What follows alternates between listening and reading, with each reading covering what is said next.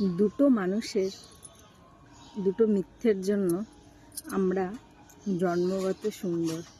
আর সেই দুটো মিথ্যে কি জানো? বাবা কখনো বলেননি যে তার কাছে টাকা নেই, আর মা কখনো বলেনি যে আমি অসুস্থ।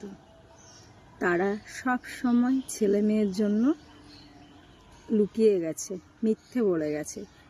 টাকা না থাকলেও বাবার কাছে বাবা বলেছে আছে টাকা আমার কাছে, কি করবি বল। মা বলেছে না আমার একদম শরীর খারাপ নয় তো, কি লাগবে, কি করে দেবো বল।